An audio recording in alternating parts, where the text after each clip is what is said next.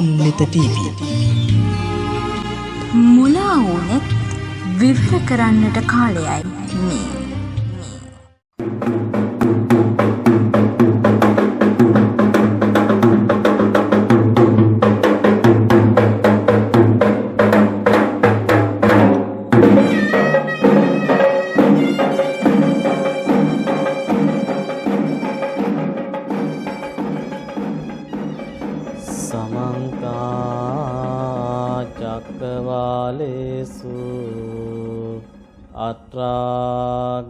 ගච්ඡන්තු දේවතා සද්දම්මං මුනි රාජස් සුනන්තු සග්ග මොක්ඛදං ධම්මං ශ්‍රවණ කාලෝ අයං බදන්තා ධම්මං ශ්‍රවණ කාලෝ අයං බදන්තා සද්ධම්ම ශ්‍රවණ කාලෝ අයං බදන්තා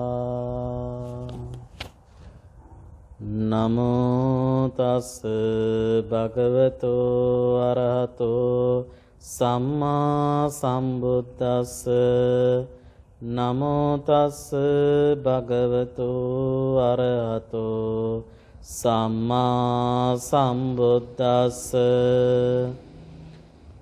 නමෝ තස් භගවතු අරහතු සම්මා සම්බුද්දස්ස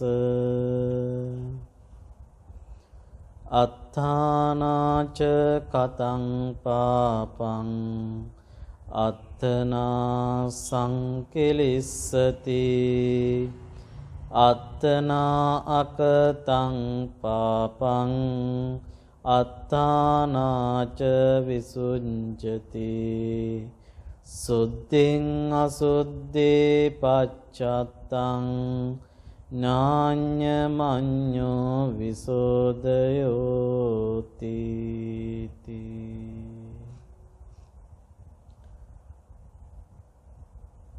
ධම්මෙත TV නරඹන ශ්‍රද්ධාවන්ත කාරුණික පින්නතුනි, අද මේ උතුම් ධර්මානුශාසනාවට දායකත්වයේ දරන්නට යෙදෙන්නේ මාලනී වික්‍රමසේකර මහත්මිය ඇතුළු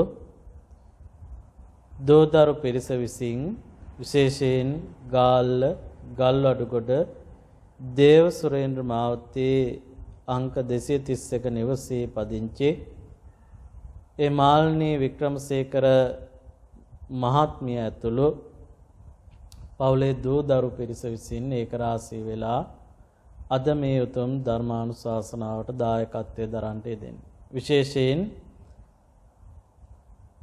අද දිනට වසර 2ක් පිරීම නිමිති කරගෙන තමන්ගේ පියතුමන් මිය පරලොව යන්නට යෙදුණු, එහෙම නැත්නම් ස්වාම පුරුෂයන් අන්තෝනි ධනපාල මහත්මයාට පින් අනුමෝදන් කිරීමේ බලාපොරොත්තුව පෙරදරි කරගෙන තමයි අද දිනේදී මේ උතුම් ධර්මානුශාසනාව සිද්ධ කරන්නේ.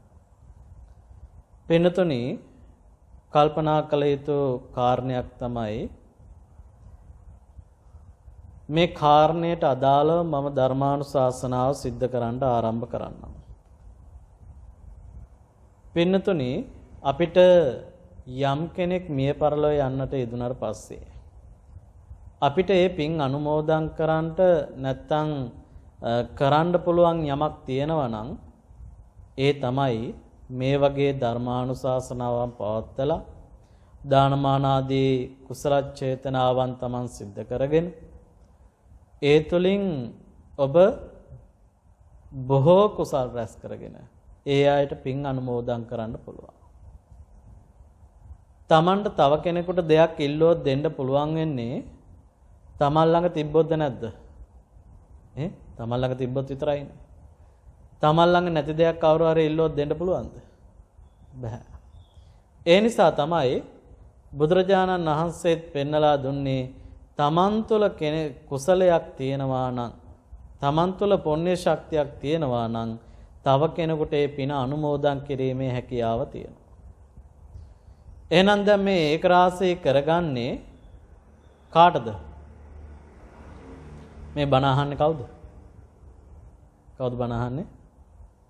තමන් බණ අහන්නේ. ඒ ධර්මය අවබෝධ කරගන්න ඕනේ කවුද එහෙනම් බණ අහලා? තමන් විසින්. ධර්මය ශ්‍රවණය කරන්නේ තමන් නම් ඒ ධර්මය අවබෝධ කරන්නේ තමන්.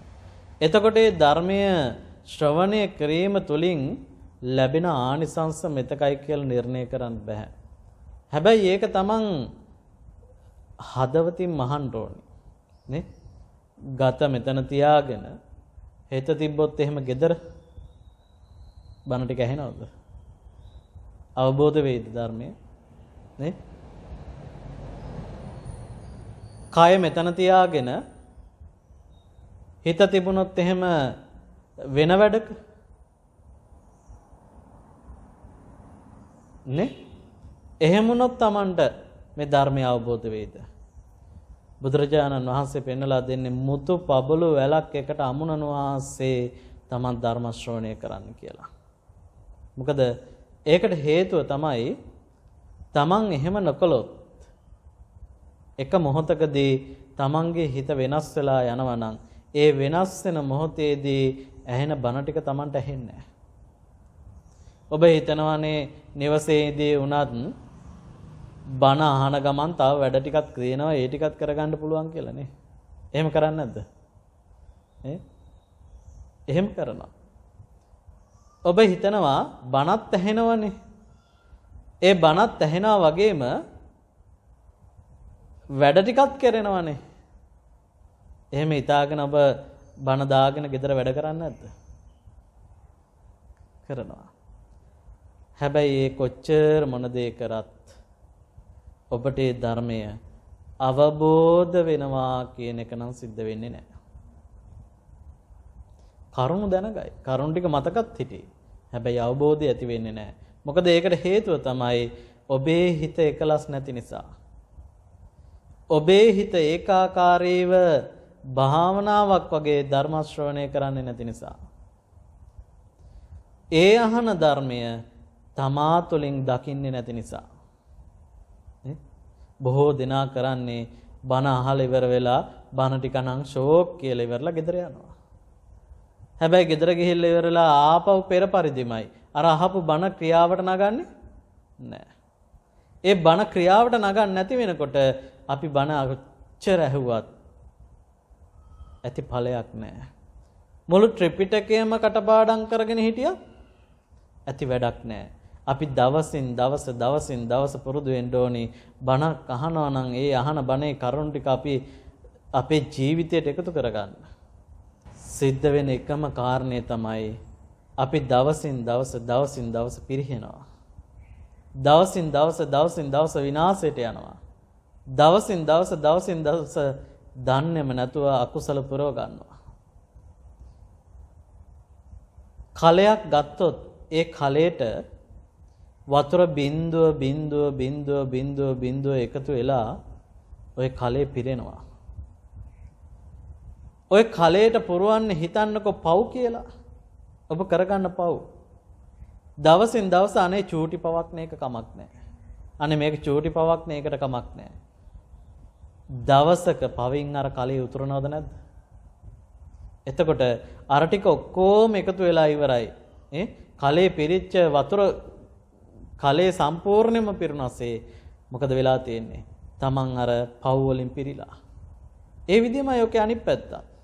දවසින් දවස එක එක පිංගම් කරගන්නවා නම් නේ? එක පිංගම් නිතර කරගන්නවා නම් යම් කෙනෙක් දවස පුරා හරි වේවා ආන් ඒ තුල ලැබෙන ආනිසංසය Tamanගේ ජීවිතයට බොහෝ වටිනවා. බොහෝ වැදගත්. බෞද්ධයන් විදියට දවසකට කොච්චර කාලයක් ඔබ ධර්මයේ තුල හැසිරෙනවද? කොච්චර කාලයක්ද? බෞද්ධනේ නේ? බෞද්ධනේ? කොච්චර කාලයක් විතර හැසිරෙනවද? පැය 10ක් විතර. එච්චර කොහෙද අපි යවුවා කරන්න ගියොත් එහෙම අපිට කණ්ඩ නැතුව ඉන්න වෙන්නේ කියයි. අපිට බොණ්ඩ ටික නැතුව ඉන්න වෙන්නේ කියයි නේ. පැය 5ක් විතර. ඒත් නැද්ද? පැය 4ක් 3ක් දවසකට පැයක් විතර. එහෙමනම් තේද? ඈ දවසට පැය 24යි නේ. පැය 24න් ඔබ කාලය වෙන් කරගන්නේ ධර්මයට පැයයි. නිදා ගන්න පැය 10යි. එහෙමද? පැය 6ක් කියලා හිතන්නකෝ. නේ? එතකොට මේ ඉතුරු පැය ටික සංසාර චක්‍රයට ඔබ අහු වෙන්න නේද වැඩ කරන්නේ? මෙච්චර කාලයක් සංසාරයේ ඔබ ගලාගෙන මෙච්චර කාලයක් ඔබ ආවා. ඒ ආපු ගමන දිහා ඔබ බැලුවොත් එහෙම මේ මහ පොළොවේ තියෙන වැලි කැට ගානට වඩා ඔබ අනන්ත සංසාරේ ඉපදිලා ඇති.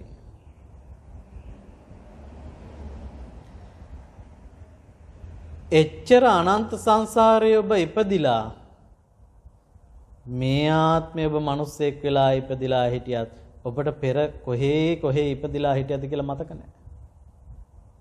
මතක තිබ්බා නම් ඔය වැඩ ටික කර ඉඳීද? ඈ? වැඩ සසරේ යන්න වැඩ කරාවිද? එහෙනම් සසර නවත්තන්න වැඩ කරාවිද? මතක නැති හින්දා ඔය වෙලා තියෙන්නේ. හිතන්නකෝ ඔබ මනුස්ස ජීවිතයක්ම ලබලා ඔබ ඔය ලබපු මනුස්ස ජීවිතේ මේ වෙන තාක් ඔබ වැඩිපුරම විඳලා තියෙන සැපද දුකද? ඈ? වැඩිපුරම විඳලා තියෙන සැපද දුකද? සැපයි වැඩිපුර විඳේ කියන අත උස්සන්න බලන්න. කතා කරාට පේන්නේ නැහැ. වැඩිපුරම දුකයි විඳලා තියෙන්නේ කියන අත උස්සන්න බලන්න. කවුරුන් නැද්ද? ඈ? දෙකම ඉඳලා තියෙනවා. දෙකම ඉඳලා තියෙන වැඩියෙන් ඉන්නේ. ඈ? දුක. එතකොට තමන් මේ මනුස්ස ජීවිතය තුළත් මේ සුගති ආත්මයක් අමතක් කරන්න එපා. සුගති ලෝකය මේ මනුස්ස දිව්‍ය ලෝක කියන්නේ සුගති ලෝක. ඒ සුගති ලෝකයේ ඔබ මනුස්සයෙක් කියලා ඉපදිලා තියෙනවා. ඒ සුගතිය ඔබ එහෙනම් විඳිනවා නම් දුක සුගතිය කියන සැපේ නෑනිකෝ. නේ? අපි රවට්ටගෙන හිත තියෙන්නේ. සුගතිය කියන කාරණය හොඳයි එක කාරණයකට මොකටද? මේ ධර්මය අවබෝධ කරගන්න. ඒකත් මේ මනුස්ස ජීවිතය. නැත්තම් මනුස්ස ලෝකයේ හිටියත් දැන් තමන් විඳින දුක් ටික කොච්චර විඳිනවද කියලා හිතන්න. වෙන මොකුත් ඕන නැහැ. හිතන්නකො මෙහෙම කාරණයක්. තමන් පුංචි කාලේ ඉඳලා ඉගෙන ගන්න ඕන. ඉගෙන ගත්තේ නැත්නම් ජීවිතේ ඉදිරියට මොකද වෙන්නේ? කාලකන්ණියෙක් වගේ මැරිලා යන්න වෙන්නේ. තමන්ටත් වැඩක් නැති, අනුන්ටත් වැඩක් නැති නේ? කිසිම ධර්මයක් තේරෙන්නේ නැති, තේරුම් ගන්න ප්‍රඥාවක් පහළ වෙන්නේ නැති මෝඩයෙක් වගේ මැරිලා යන්න වෙන්නේ. ඉගෙන ගන්නත් ඕන. ඉගෙන ගන්න නිකම්මත් බෑ, වෙහෙසෙන්නත් වෙනවනේ. උදේ දවල් රැයක් නැතුව වෙහෙසෙන්න වෙනවා. මොකද ඒක මත තමයි අනාගතේ තීරණය වෙන්නේ. ඊට පස්සේ ඔන්න කොහොම හරි ඉගෙන ගන්නවා, රැකිරක්ෂාවක් හොයා ගන්නවා. රැකියාවක් ගත්තට පස්සේ ඒ රැකියාවේ උදේම ගියපුවාම එන්නේ ආයේ හවස් වෙලා, රැට රෑ වෙලා ගෙදර එන්නේ. නේ? සමහර විට එතෙන්ට ගිහිල්ලත් පුදුමාකාර විදියට බැනුම් අහනවා. ඉවරයක් නැහැ. නේ? ඉතින් බැන වැඩ කරනවා. එතනින් එන්නත් බෑ, සල්ලි නැහැ ඊට පස්සේ. આવොත් එහෙම. නේ? ජීවත් වෙන්න මගක් ඕන හින්දා. ඊට පස්සේ ඔය රැකිරක්ෂාවක් කරලා එතනත් තෘප්තිය හොයනවා. ඔබේ තෘප්තිය උතන නැති වෙනකොට ඔබ ඊළඟට කරන කාරණේ තමයි මොකද්ද? තෘප්තියක් තියෙන තැනක් හොයාගෙන යනවා. මොකද්ද කරන්නේ? ඈ? විවාහයකුත් කරගන්නවා. විවාහයක් කරගෙන හිතනවා සැප ඇති දැන් නම් කියලා. හිතන්නේ එහෙමනේ. තමන් හීන ලෝකයක් මවා ගන්නවා. මවාගෙන ඉවරලා විවාහය මෙහෙම කරගත්තාම මෙහෙම හිටපුවාම ඒ තරම් සතුටක් තවත් නැති වෙයි කියලා හිතනවනේ නේ. විවාහය කරගත්ත අයට මොකද වෙලා තියෙන්නේ? වැඩිපුර සැප විඳිනවද දැන්? ඈ? දරුවෝ හදාගෙන නේ දරුවන්ට උගන්නගෙන උන් කෑ ගහනකොට උන්ව බලා ගන්නටයි උන්ට ලෙඩක් ඇදෙනකොට බෙහෙත් ටික අරන් දෙන්නටයි ඊට පස්සේ නේ ඉවරයක් නැති වැඩනේ. ඉස්කෝලේ එකයි යන්නටයි එකන් එන්නටයි ඈ ඊට පස්සේ ඒ විතරක් නෙවෙයි කණ්ඩ බොණ්ඩ වියලා පිහලා දෙන්නටයි ඉස්සෙල්ලා Tamanට විතරක් වියදම් කරගත්ත දේවල් දැන් මොකද වෙන්නේ? 4-5 දෙනෙකුට වියදම් කරන්න ඕන නේ. සපයි කියලා ලබාගත්ත දේ මොකද උනේ? අවසානයේ දුකට පෙත්තුනා. දැන් අර මොකද වෙන්නේ?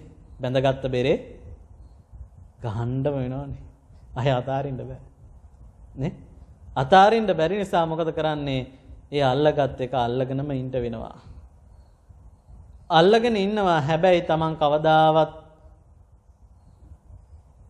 කියන්නේ ටික ටික වයසට යනකොට නම් මොනවාද? මම මුලින් මේ ධර්මය දැනගත්තා නම් මම කවදාවත් විවාහ වෙන්නේ නැහැ කියලා. මේ දුක විඳින්න වෙනවා කියලා දැනගත්තා නම් මම කවදාවත් බඳින්නෙත් නැහැ කියලා. ඇයි දැන් අවංකවම දරුවෝ හදාගෙන ඉද්දී දුකක් නැද්ද? සතුටක්ද තියෙන්නේ? ඈ? සතුටක්ද තියෙන්නේ පාදකම? ඈ? දුකක් තමයි තියෙන්නේ. ඇයි? හදන්න ඕනේ, ලොකු කරන්න ඕනේ, උන්ට කණ්ඩ බොණ්ඩ එක්කෙනෙක් කණ්ඩ ඕනි කියනකොට තව එක්කෙනෙක් තව මොකක් හරි එකක් කියනවා. මේ උන්දලාට එක එක්කෙනාට කරපුවාම දවස් ඉවරයි. ආයේ තමන්ගේ ජීවිතේට තමන්ට දෙයක් කරගන්න තියෙද? නේ කරගන්න වෙලාවක් නැහැ. ඇයි? මගේ දරුවෝ ඒ නිසා මං උන්ට කණ්ඩ දෙන්න ඕනේ, මං සලකන්න ඕනේ. තමන් නිසා හැදිච්ච බව ඇත්ත. හැබැයි ධර්මයට අනුකූලව දැක්කොත් එහෙම ඔය දරුවා ඔය අම්මයි තාත්තයි නැත්තම් වෙන තැනක හරි ඉපදෙනවා. තමන්ගේ වගේම කර්ම ස්වභාවයකට ආසන්නව කර්මයන් සකස් කරගත්ත නිසා තමයි තමන් ළඟ දරුවෙක් කියලා ඉපදෙන්නේ. නේ? ඒකනේ හොඳ දෙමව්පියෝ ළඟ මහා පෞකාර දරුවෝ ඉපදෙනවා. නේ? එක කියන දේ චුට්ටක් අහන්නේ නැති. මේ පෞකාර ජීවිත අවසානයේ කෙලවර වෙන්නේ ඉගෙනුමත් නැති වෙනකොට අර කුඩු ගංජාවලට ඇබ්බැහි වෙලා ඒ විනාශකාරී පැත්තට යොමු වෙලා අවසානයේ ජීවිතේ පව වන්දි ගෙවන්න වෙනවා. ඒවට සමහර විට දෙමව්පියොත් ඊට පස්සේ වග කියන්න වෙනවා. ඇයි ඒ දරුවන්ට මාර්ගය පෙන්වලා දීපු නැති නිසා. අද බොහෝ දෙමව්පියෝ කරන වැරද්දක් තියෙනවා. දරුවන් නලව ගන්න ඕන උනහම දරුවන්ගෙන් බේරෙන්න ඕන උනහම අද කරන්නේ එකම වැඩේ තමයි ෆෝන් එකක් අතට දෙනවා දෙමව්පියෝ. දරුවන්ගේ. අර දරුවා විනාශයට හේතුව ඔතනයි. පළවෙනි කාරණේ. ඇයි? දොරකතනයක් අතට දීපු ගමන් දරුවා මොකද කරන්නේ? හිතන්නකෝ ඕකෙන් ගේම් එකක් ගහනවා කියලා. අද වැඩිපුරම ගේම් තියෙන්නේ මොන ගේම්ද? සාමාන්‍යයෙන් ගත්තොත් මරණ ගේම් තියෙන්නේ. නේ? මරා ගන්න ගේම් තියෙන්නේ. දරුවෝ වැඩියෙන් ආස කරන්නේත් ඕවට.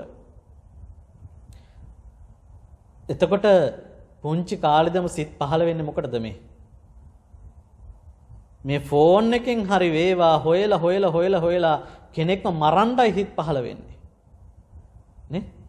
එතකොට මේ සිතුවිල්ලක් ගොඩනගෙනකොට තමන් ක්‍රියාවට නගන්නේ නැහැ. හිතන්නකෝ තමන් මරන්නේ නැහැ ඇත්තටම මිනිස්සෙක් ගිහිල්ලා. හැබැයි හිතක් පහළ වෙනවා මූ මරන්න ඕනේ, මූ මරන්න ඕනේ, මූ මරන්න ඕනේ, මූ මරන්න ඕනේ. ඒ සිතුවිල්ලක් පහළ වෙන වාරයක් පාසා කවදා හරි දවසක තව කෙනෙක්ව මරන්න හරි චේතනාවන් ඒ පුද්ගලයා තුළ පහළ වෙනවා. ඒ පුද්ගලයාගේ හිත දරණ දඬු වෙනවා. ඒ පුද්ගලයාගේ හිත සතෙක් මරන්න හිත බිය වෙන්නේ නැහැ. පාපයට හිත නැඹුරු වෙනවා. මේ දේවල් වෙනවා. එතකොට මේ දේවල් මේ ආකාරයට වෙනකොට සිද්ධ වෙන්නේ ඒ පුද්ගලයා අවසානයේ මහා පව්කාරයෙක් වෙන එක. පාපකාරයෙක් වෙන එක. අවසානයේ දෙමව්පියන්ටවත් දරුවෝ කන්ට්‍රෝල් නැහැ. එහෙම වෙනවා. ජීවිත විනාශ වෙනවා. පුංචි කාලයේදීම පුරුදු කරන්න ඕනි දරුවෙක්ව ධර්මයට යොමු කරන්න. දෙමව්පියෝ කරන දෙයක් තමයි තවත් එක් කාරණයක්. පුතේ මේ සංසාරයේ භයානකකම තේරුම් අරගෙන මේ ධර්මය අවබෝධ කරගෙන මේ සසරේ දුක තේරෙනව නේද කියලා අහලා ඔබ කවදාවත් ඔබේ දරුවකට නිවන් දැකපම් පුතේ කියලා තියනවද? කියලා තියනවද? කියලා තියනවද? පුංචි කාලේ ඉඳලා හොඳට ඉගෙන ගනින් ලොකු වෙලා රස්සාවක් කරපන් ඒක තමයි ජීවිතේ. නැත්තම් ඒ ජීවිතේ ඇති වැඩක් නැහැ. නැත්තම් ඉතින් ඔබට කාලකන්ණියෙක් වගේ ඉන්න වෙයි. ඔය ටිකද කියන්නේ? මොකද්ද කියන්නේ?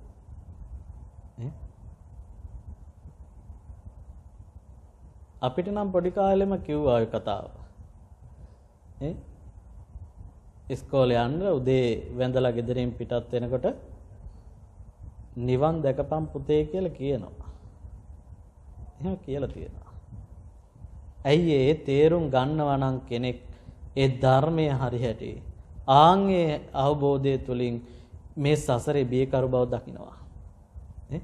ඒක අපි තේරුම් ගන්න ඕනේ. අපේ ජීවිතවලට අපි එකතු කර ගන්න ඕනේ.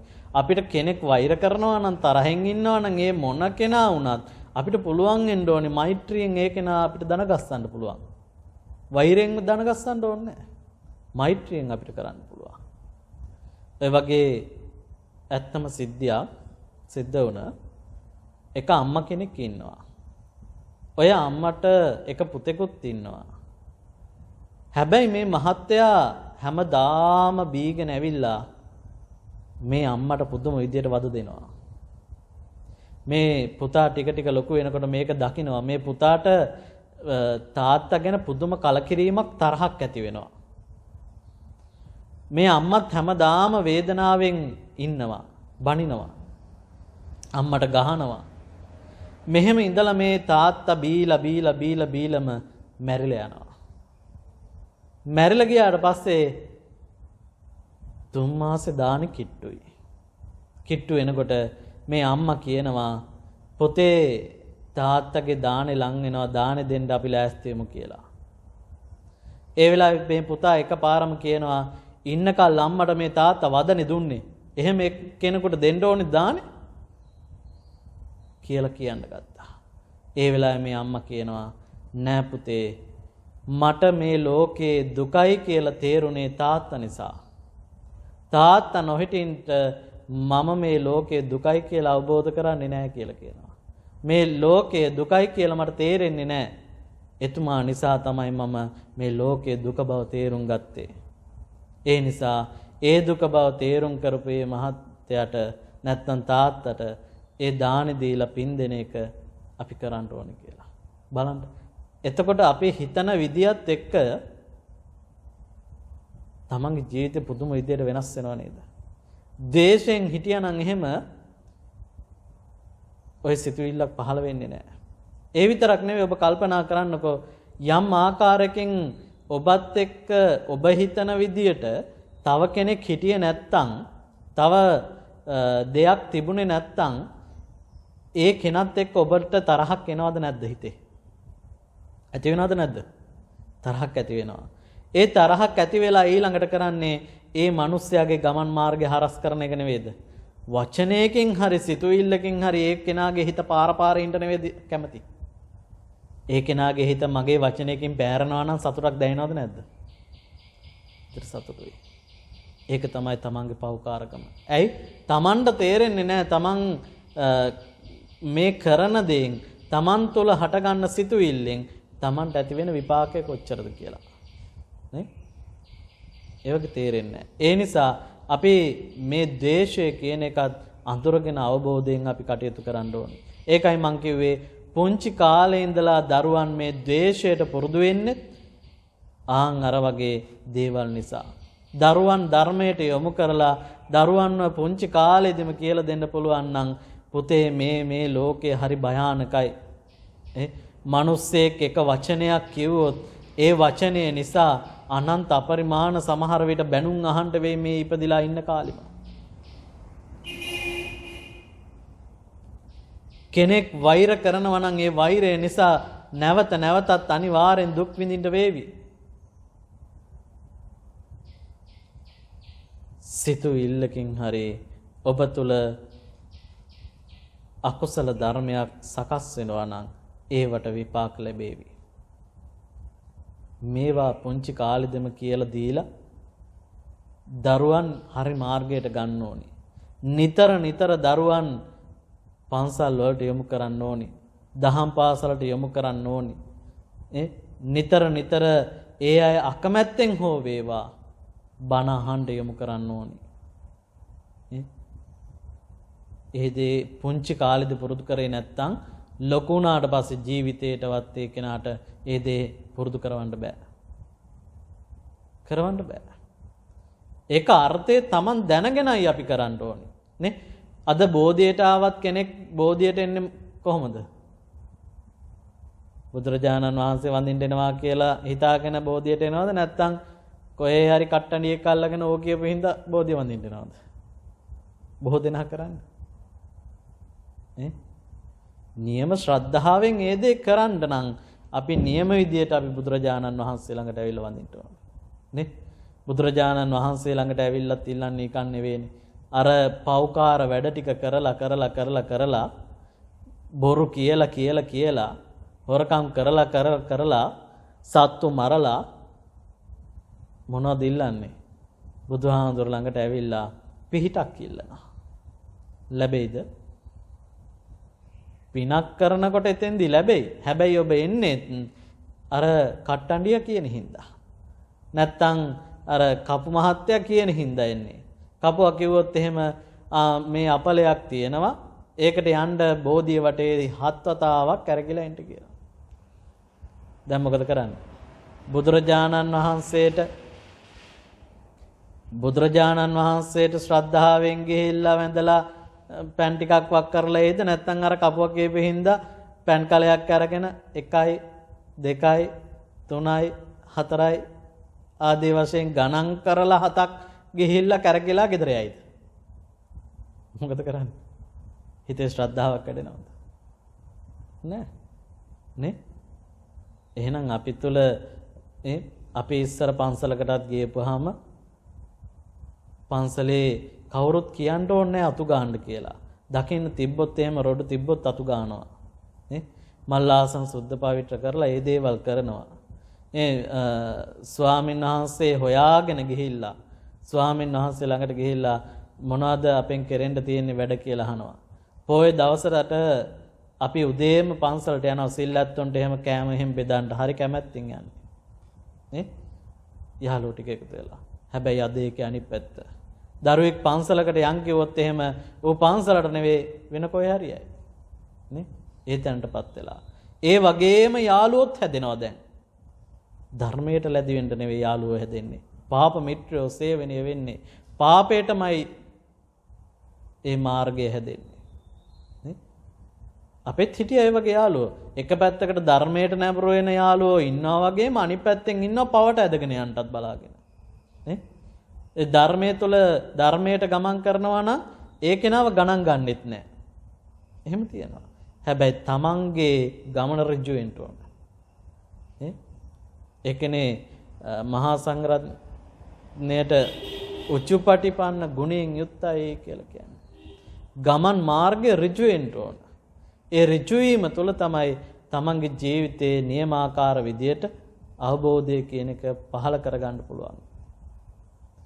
එහෙනම් ඒ ගමන් මාර්ගයට ඒකයි මං කිව්වේ පුංචි කාලේ ඉඳලා දරුවෙක්ට විසපෝනවා වෙනකොට සිතුවිල්ලෙන් හරි ධර්මයේ පෙවුවා නම් ඒ කෙනාට ඒ ධර්මයේ තුලින් යම් කාලයකදී ඒ ධර්මයේ පිහිට ලැබෙනවා. ඒකයි දරුවෙක් විදියට නැත්තම් අම්මෙක් තාත්තෙක් විදියට තමන්ගේ දරුවන්ට යමක් කරන්න පුළුවන් නම් ඒ තමයි දෙන්න පුළුවන්නේ ධර්මයේම ය පිහිට. මව් කෙනෙක් දෙන ආශිර්වාදය, පිය කෙනෙක් දෙන ආශිර්වාදය ඒක මහා මෙරක් තරම්. දරුවෙක්ට ඒ දේවල් පිහිටන්ට ඒවා හේතු වෙනවා. මොකද එක හිතින්නේ දෙන්නේ. දෙබිඩි හිතකින් නෙවෙන්නේ. අපි අඳුර කෙනෙක් ළඟට ගියොත් එහෙම සමහර විට මේ ගිහි අය කරන්නේ මොකද්ද? ඒ කෙනා හොඳට දියුණු වේගෙන යනවා නම් පේන්න කතා කරලා කියනවා අනේ හොඳයි හොඳට ඉහළට යන්න මේ හොඳ ගමනක් යන්න ආශිර්වාද කරනවා කියලා කියනවා. හැබැයි හිත යටින් ඕකට හෙන්නම ගහපන් කියලා හරි බයිනවා. එහෙම කුහකකම් තියන අය ඉන්නවා. එහෙනම් පින්නතුනේ අපි කල්පනා කළ යුතුම කාරණේ තමයි බුදුරජාණන් වහන්සේ මේ ධර්මයේ දේශනා කරේ සංසාර චක්‍රයෙන් අත මිදෙන්න සසරේ යන්න නෙවෙයි. මේ සිත පරිස්සම් කරගන්න සිතට ඕන විදියට නටන්න ඉඩ දෙන්න නෙවෙයි. දාරුචීරියට දේශනා කරෙත් ඒකනේද දිත්තේ දිත්තමත්තම් භවිස්සති සුතේ සුතමත්තම් භවිස්සති මුතේ මුතමත්තම් භවිස්සති විඤ්ඤාන්තේ විඤ්ඤාතමත්තම් භවිස්සති කියලා. ඇයි මේ දාරුචීරියට මේ කාරණේ සඳහන් කරේ? අපි දකින්නකොට දේවල් ඒ දකින්න දේවල් පස්සේ යනවද නැද්ද? ඇහෙනකොට ඒ දේවල් පස්සේ යනවද නැද්ද? ගඳ සුවඳ දැනෙනකොට ඒ පස්සේ අපි යනවද නැද්ද? රසයක් දැනෙනකොට ඔය පස්සේ යනවද නැද්ද? ස්පර්ශයක් දැනෙනකොට, සිතුවිල්ලක් දැනෙනකොට ඔය පස්සේ ගමන් කරනවද නැද්ද?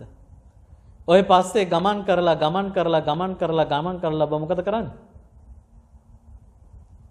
අවසානයේ හති වැටෙන කල් ඒ පස්සේ දුවනවා.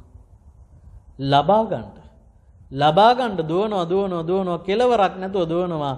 ඒ දුවලත් සමහර විට ලබා ගන්න වෙන්නේ නැහැ. ලබා ගන්න වෙන්නේ නැහැ. සමහර විට ලැබුණත් ඒක පරිස්සම් කරගන්නත් බෑ. ඒ පරිස්සම් කරගන්න උත්සාහ කරත් කවදාවත් ඒවා පවතින්නේ නැහැ. හොඳම දේ ඔබ ගෙවල් දොරවල් යාන වාහන ඉඩකඩම් මේ හැම දෙයක්ම ඔබ හිතන්නේ. ඔබ මේවා ලං කරගන්නේ ජීවිතේ හැමදාම පවතීවා කියලා හිතාගෙනද නැද්ද? එහෙම තමයි. හැබැයි ඔබ දන්නවා මේවා නැති වෙනවා කියලාත් දන්නවනේ. දන්නවනේ මේවා නැති වෙනවා කියලා. නැති වෙනවා කියලා දැනගත්තත් ඔබ නැති වෙනවට කැමතිද අකමැතිද? නැති වෙනවට කැමතිද අකමැතිද? අකමැති. නේ? දැන් මහත්තයා විවාහ වෙලාද? දැන් හිතන්නකො මෙහෙම දෙයක්. මහත්තයාට භාර්යාව අතාරින්න කිව්වොත් පුළුවන්ද අතාරින්න? දරුවෝ අතාරින්න කිව්වොත් පුළුවන්ද අතාරින්න? අතාරින්න බෑ. හම්බ කරපු දේවල් අතාරින්න කිව්වොත් අතාරින්න පුළුවන්ද? ඒත් අතාරින්න බෑ. හැබැයි දැන් මැරුණොත් නෝනා නම් හිතනවා ඇති අනේ එහෙමනම් දැම්ම වෙන්න එපා කියලා. දැන් මැරුණොත් මොකද වෙන්නේ? ඔය ඔක්කොම ටික අතාරින්න වෙනවා. භාර්යාව අතාරින්න වෙනවා, දරුවා අතාරින්න වෙනවා. ඒ ගෙවල් දොරවල් යාන වාහන අතාරින්න වෙනවා. හැමදේම අතාරින්න වෙනවා.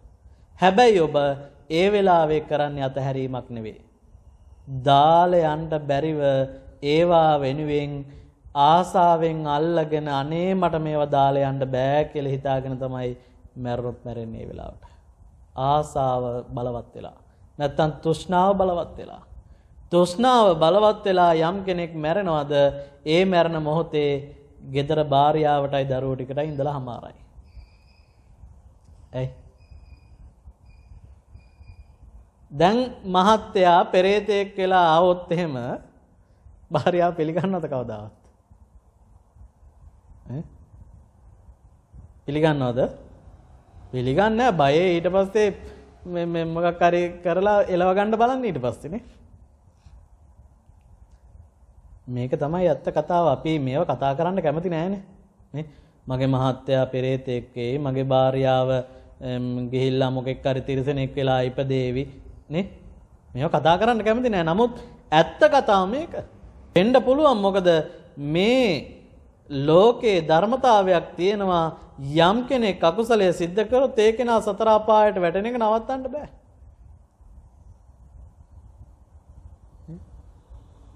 ඒ වගේම තමයි යම් කෙනෙක් අකුසල ධර්මයන් කරමින් ඉඳලා ඒ තුල ලෝභය හටගෙන, ද්වේෂය උපාදනය කරගෙන, මෝහයටපත් වෙලා මැරුණත් ඒ කෙනා සතර අපායට වැටෙන එක නවත්තන්න බෑ. සතර අපාය කිව්වේ තිරිසන් ලෝකය, പ്രേත ලෝකය, අසුර ලෝකය, නිරය.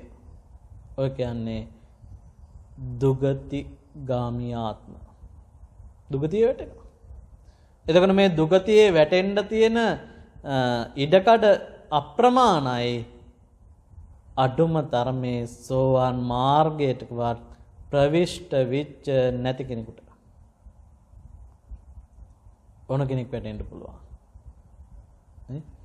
කොච්චර බණ ඇහුවත් ගිහිල්ලා තිරසනෙක් වෙලා උපදින්න පුළුවන් ආසාව බලවත් වෙලා මැරුණොත් එහෙම. නේ? හිතන්නකො දැන් මේ හොඳට ඉන්නවා. හොඳට ඉඳලා මේ බණ අහන වෙලාවේ ඔබ මෙතන ඉන්නේ. ඔබ හිතේ තියෙන්නේ දැන් බණ. හැබැයි ඔබ හිතන්නකො දැන් ඔබ වටේ මధుරෙක් කරගෙනවා කියලා. ඔබ බණ අහන්න මං ඉන්නේ. ඔබ වටේ මధుරෙක් කරගෙනවා. ඔය මధుරවා එකපාරක් කෙලවනවා යන්නේ නැහැ. ඊට පස්සේ ආපහු සැරයක් කෙලවනවා ඒත් හරියන්නේ නැහැ. නේ? දැන් හිතේ එන්න තරහ වැඩි වෙනවද අඩු වෙනවද? මෛත්‍රිය වැඩෙනවද? නෑ බනහා ඉන්නේ. මధుරව කරගෙනවා. ඌ එලවනවා යන්න කට කිය නේ? හිතන්නකෝ ඔය මధుරව එකපාරම දැන් තරහ ගිහිල්ලා එකපාරම ඔය මధుරව තරහෙන් එලවනවා. එල වෙන වෙලාවේ ඔබට heart attack එකක් හැදිලා ඔබ මැරුණොත් එහෙම. ආයිත් බන. හැබැයි ඔබේ හිත පිරලා තියෙන මොකෙන්ද? ද්වේෂයෙන්. හැබැයි ඔබ එතන හිටියේ ද්වේෂයෙන් නිසා ඔබ ගිහිල්ලා ඒ ද්වේෂයට අනුකූලව අවසාන චුතිසිතට අනුකූලව සකස් වුණේ ද්වේෂසිතුවිල්ලන් නම් ප්‍රතිසන්දිය ලබනකොට ප්‍රතිසන්දිය ලබන්නේ එක්කෝ ගිහිල්ලා අර වගේ තිරසනෙක් වෙලාමයි. එක්කෝ ගිහිල්ලා උපදින්නේ ආයේ പ്രേත ලෝකයකමයි. මේ ලැබපු මනුස්ස ජීවිතය ඔබ මහා පින් කඳක් කරපු නිසා තමයි ඔබට ලැබිලා තියෙන්නේ. ඒ ලැබපු පින් බලයෙන්, ඒ කරලා තිබ්බ කුසල් බලයෙන් ඔබ මේ ආත්මයේදී වැඩගත්තේ නැත්නම් තවත් කුසල් කරලා කුසල් දහම් වඩලා ධර්මය අවබෝධ කරගන්න තැනට හිතපත් කරගත්තේ නැත්නම් ඊළඟ ආත්මයක් නම් මනුස්ස ජීවිතයක් ලැබෙයි කියලා විශ්වාස කරන්න එපා. මොකද කියන්න බෑ. හැබැයි මනුස්ස ජීවිතයක් ලැබුණා කියලා හිතන්න. අද සමාජයේ තත්ත්වය ඔබ හිතන්න. අද සමාජ තත්ත්වේ බොහෝ දෙනා තිරසං වීගෙන යන්නේ. මිනිස්සු තුල එන්න ආයුෂ අඩු වෙනවා. නේ? තමන් කළ පරවලට නිරේ ගිහිලා දුක් විඳලා ආපහු මනුස්ස ලෝකයක පෙරපින් නිසා ඉපදුනා කියන්නේ. දැන් මිනිස්සෙක්ගේ ආයුෂ කාලය දැන් අවුරුදු ඉපදෙන කෙනෙක්ට අවුරුදු 50ක් 60ක් විතරනේ. නේ? එතකොට ඔබ ආර නිරේ ගිහිල්ලා දුක් විඳලා එනකොට නේ? සාමාන්‍යයෙන් නිරේ ගත්තත් ආයුෂ තියෙනවා මේ වගේ 50 ගුණයක් අඩුම තරමේ පළවෙනි නිරේ. ඒ කියන්නේ මනුස්ස ලෝකයේ අවුරුදු 50ක් පළවෙනි නිරේ එක දවසයි. මනුස්ස ලෝකයේ අවුරුදු 100ක් දෙවෙනි නිරේ එක දවසයි. මේ වගේ නිරේවල් තියෙන 136ක් 136ක් නිරේ කියලා කියන්නේ. මේ 136ක් නිරේවල් වල ගිහිල්ලා වැටුනොත් ඒ වගේ WW ගිහිල්ලා කර්ම ගෙවන්න වෙනවා. පළවෙනි නිරේ විතරක් ආයුෂ විඳින්න වෙනවා කෙනෙක් එක පාප කර්මයක් කරගත්තොත්. ඒ කියන්නේ යම් ආකාරයකින් ප්‍රාණඝාතය හොරකම මේ දේවල් කරොත් යම් ආකාරයකින් අඩුම තරමේ ආයුෂ විඳින්න වෙනවා කියන අවුරුදු 500ක්. එතකොට පළවෙනි නිරේ අවුරුදු 500ක් ගත කරනවා කියන්නේ කොහොමද ඕක හදාගන්න වෙන්නේ? ගණන් පාඩමකුත් තියෙනවා මෙතන.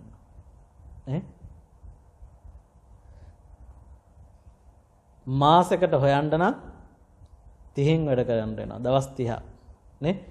ඒ වගේ මාස 12කට 30 වැඩි කරන්න වෙනවා 12න්. 12 වැඩි කරන්න වෙනවා අවුරුදු 500න්. එහෙනම් මනුස්ස ලෝකයේ අවුරුදු 50ක් තමයි එක දවසක කිව්වේ. එහෙනම් 50 තමයි වැඩි කරන්න වෙන්නේ 30න්. 50 වැඩි කිරීම 30, 30 වැඩි කිරීම 12, 12 වැඩි කිරීම 500. ලක්ෂ 90ක් මනුස්ස ලෝකයේ ආයුෂ වලින් පළවෙනි නිරේ එක පාප කර්මයකට කර්මයේ විපාක ගෙවන්න වෙනවා. ලක්ෂ 90ක්. එතකොට ওই ලක්ෂ 90ක් නිරේ ගිහිල්ලා ඉඳලා මනුස්ස ලෝකයේ ඉපදෙනකොට මනුස්ස ලෝකයේ අවුරුදු 10ක් විතර වෙලා තියෙන්නේ. එහෙමත් ඒද්දන්නේ. බුදුරජාණන් වහන්සේ දේශනා කරනවා මනුස්ස ලෝකයේ ආයුෂ කෙනෙක්ගේ අවුරුදු 10ට එනකොට ඒ පුද්ගලයා තුළ මුර්ග සංඥා පහළ වෙනවා කියලා. ඒ කෙනාට අම්මා තාත්තා පේන්නේ නැහැ. දුව පුතා පේන්නේ නැහැ. ආච්චි සීයා මුණුබුරා මුණුබිරි පේන්නේ නැහැ. ඒ අය පාරේ යන බල්ලෝ බලල්ලෝ වගේ. ඒ අයට තමන්ගේ ඉස්සරහා ඉන්න කෙනා පේන්නේ නැහැ කියනවා. දෙන්නෙක්ට එකතැන වාසය කරන්න බෑ කියන මුර්ග සංඥා එනකොට කා කොටා ගන්නවා කියනවා. තනි තනියම ගිහිල්ලා කැලෑවල හැංගෙන කෙනා විතරයි ආයේ නැවත බේරිලා වාසය කරන්න කියනවා. එතකොට ඔබ හිතන්නේ ඒ කාලෙක ඔබ පහළ වුණොත් මේ ධර්මයක් තියේද ඔබට අවබෝධ කරගන්න? නෑ, ඔබත් ඒ වගේ තිරසං ගතියතුව ඉපදේ ඒ කාලෙට හැරියන්න. මොකද මිනිස්සයා තුළ එන්නේ ආයුෂ අඩු වෙන්නේ වෙන මොකවත් නෙවෙයි පිරිහිච්ච නිසා. පිරිහීම නිසා. ඒ පිරිහෙන්න පරම්පරාවට ආයුෂ අඩු වෙනවා. දැන් බලන්න අද කාලේ ගත්තොත් 2000 වසරෙන් පස්සේ ඉපදිච්ච දරුවෝ දිහා බැලුවොත් වෙනමම ලෝකෙක ඉන්න දරුවෝ ටිකක් වගේ. තේරෙන්නේ නැද්ද? අම්මා තාත්තට ගරු කරන්නේ නැහැ. වැඩිහිටියන්ට ගරු කරන්නේ නැහැ. වැඩිහිටියෝ එකක් කිව්වොත් වැඩිහිටියන්ට 100ක් කියන જાතිය. ඒ ගුරුවරුන්ට ගෞරවයක් නැහැ. ගුරුවරුන්ට ගහන જાතියේ අය නේ. අපිට පාසල් යන කාලේ ගුරුවරයෙක් ගත්තොත් ගුරුවරයෙක් පොළු කැඩෙන කල් අපිට ගහලා ඇති. හැබැයි අපි බයේ හැදුනා. හැබැයි අද කාලේ දරුවෙක්ට ගුරුවරයෙක් ගැහුවොත් ඒ ගුරුවරයා රිමාන්ඩ් එකේ ගිහිල්ලා. ඒකටම හරියන දෙමව්පියොත් ඉන්නවා. තමන්ගේ දරුවා කොච්චර වැරදි කරත් දරුවා හරි. අර ගුරුවරයා වැරදි. එහෙම ලෝකයකටපත් වෙලා තියෙනවා නම් මේ මොහොතේ වෙනකොට අනාගතය ගැන ඔබට කොහොමවත් හිතන්න හම්බෙන්නේ නැහැ. එතකොට මේ මනුස්ස ලෝකයේ ගත්තත් එන්නෙම මේ ධර්මයේ තියෙන තාක්කල් ධර්මය අවබෝධ කරගන්න ඔබට වාසනාව ලැබෙයි. හැබැයි මේ ධර්මය අවසන් වුණාට පස්සේ නැත්තම් මේ ධර්මය අහන කෙනෙක්වත් නැතු වුණාට පස්සේ ධර්මයේ කියන අයත් ධර්මය නතර කරනවා. ඒ ධර්මයේ දේශනා කරන අයත් කරන්නේ ධර්මය අහන්න කෙනෙක් නැති වෙනකොට ධර්මය තමාම අවබෝධ කරලා තමන්ගේ ජීවිතය කොට දා ගන්නවා මිසක් එතනින් එහාට අනිත් අය ගැන හිතන්නේ නැහැ. බොහෝ දෙනා බණ අහනවා. බණ අහලා ගිහිල්ලා ආපහු අර කර්ම සකස් කරමින් පෞකාර ජීවිතවලම වාසය කරනවා. ඔබ හොඳටම දන්නවා ප්‍රාණඝාතය කරොත් ඒකේ විපාක ලැබෙනවා. නේ? හැබැයි ඒ දැන ගිහිල්ලා මధుර ආපහු තලන්නේ නැද්ද? නේ? අනුන්ගේ දෙයක් Tamanට අයිති නැති දෙයක් ගිහිල්ලා ගත්තොත් ඒකේ විපාක තියෙනවා. නේ? අපිට විනය සඳහන් කරන්නේ Tamanට අයිති නැති දෙයක් අහන්නේ නැතුව ඒක මං ගන්නවා කියලා හිතාගෙන මෙහෙම ගිහිල්ලා ඇල්ලුවත් හොරකම කරගෙන ඉවරයි කියලා. අය මේක ගන්න ඕනේ නැහැ අරගෙන තිබ්බත් හොරකම කරගෙන ඉවරයි. මේ මොකද සිතුවිල්ල පහළ වෙලා ඒක ක්‍රියාත්මක කරලා ඉවරයි. එතකොට ඒ ක්‍රියාත්මක වෙන මොහොතේදී Tamanට සිතුවිල්ලත් පහළ වුණා ඒ ක්‍රියාත්මකත් කරා. එහෙනම් ඒ පාප කර්මය Taman එතෙන්ද සිද්ධ කරගෙන ඉවරයි. දන්නේ නැහැ උනාට. නේ? දැක්කොත් විහිළුවට කියනවා. නොදැක්කොත් හොරකමට කියනවා. බොරු කියන කොටත් පුංචි කාලේ දරුවන් පවා කොච්චර බොරු කියලා රවට්ටනවද? නේ? කොච්චර දරුවෝ පවා බොරු කියලා රවට්ටනවද? බුදුරජාණන් වහන්සේ විහිළුවකටවත් බොරුවක් නම් කියන්න එපා. මොකද මේ ලැබු මනුස්ස ජීවිතය ඊටාම දුර්ලභයි. මොකද ධර්මය අවබෝධ කරගන්න ලැබිච්ච chance.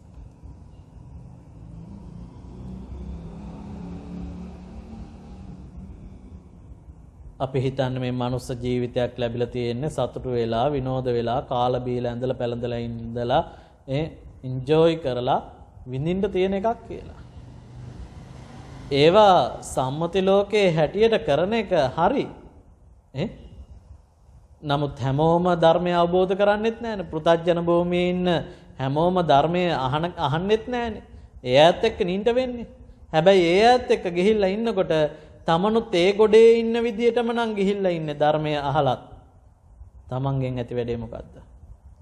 ඒ කියන්නේ දැන් අනේ මේ ධර්මයේ පිළිබඳව කතා කරනකොට මේක මේ ලෝකයේ දුකයි අල්ලගත්තොත් මේක ප්‍රශ්නයක් වෙනවා. ඒ නිසා මං අල්ලගන්නේ නැහැ, ඇලෙන්නේ නැහැ. ඊට පස්සේ මං එක ඇඳුමක්වත් අඳින්නේ නැහැ කියලා හිටියොත්. අර නිගණ්ඨනාථ පුත්‍රලා වගේ වෙනවා. එහෙම නෙවෙයි. ඒකයි මේ ධර්මය වැරදියට අල්ලගත්තොත් අර සර්පයාගේ පිටිපස්සෙන් අල්ලගත්තා වගේ.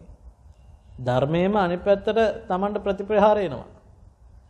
හැබැයි ණයාගේ ඔළුවෙන් අල්ලගත්තොත් ගිහිල්ලා උට කවදාවත් ආය දෂ්ට කරන්න බෑ. ආන් ඒ වගේ. අපි අල්ලගන්න දේ නිවැරදිව අල්ලගන්න ඕනේ. ඒකයි මං කිව්වේ පුංචි කාලේ ඉඳලා දරුවෙක් හදනකොට මේ ධර්මය යොමු කරන්න ඕනේ දරුවට. ඒ ධර්මය යොමු කරලා උගන්වලා මේ ධර්මයේ කෙනාට දුන්නොත් අන්න ලොකු වෙච්ච දවසක ඒ ධර්ම මාර්ගය ඔබ යනවා. දැන් ඔබ එකපාරම දැන් මේ බණ අහන්න මේ පුරුදු වෙලා මෙතෙන්ට ආවද? නෑ. පුංචි කාලේ ඉඳලා ටික ටික තමන්ගේ දෙමාපියෝ කරන දිහා බලාගෙන ඉඳලා නේ පුරුදු වෙලා ඒත් එක්ක ඉඳලා නෙවෙයි ඔබ මෙහෙම බණ අහන්න පුරුදු වෙලා තියෙන්නේ. එතකොට මෙහෙම හරි ඔබ අද බණ අහනවා. එතකොට අද කාලේ අර මම කියපු 2000 වසරෙන් පස්සේ ඉන්න දරුවෝ ලේසියකට එන්නේ නැහනේ. එක්කෙනෙක් දෙන්නේ කරනකොට අනිත් අය පන්සලකට ගොඩ වෙන්න කැමති නැහැ. එහෙම බවට පත් වෙලා ඉවරයි. ඒක නිසා නිරතුරුවම කල්පනා කරන්න ඕනේ මේ ජීවිතයේදී කෙසේ හෝ වේවා ධර්මයේ හිත පිහිටවාගෙන මගඵල ලබලා නැත්තම් මගඵල ලබන තැනට මාර්ගය හදාගෙන තමයි මම මැරෙන්නේ කියන චේතනාව හිත තුළ ඇති කරගන්න. නැත්තම් අනන්ත සංසාරේ කොච්චර ඇවිල්ලා තියෙනවද ඊටත් වඩා තව යන්න පුළුවන්. මේ ලෝකේ අනන්ත සංසාරේ අනන්ත බුදුවරු පහු කරගෙන ඇවිල්ලා ඒ බුදුවරුන්ගෙන් බණ අහලත් ඇති ඒ බණ ඇහුවත් අපි තාම ධර්මය අවබෝධ කරලා නැත්තේ අපි යම් පාප කර්මයකට අහු වෙලා තියෙනවා.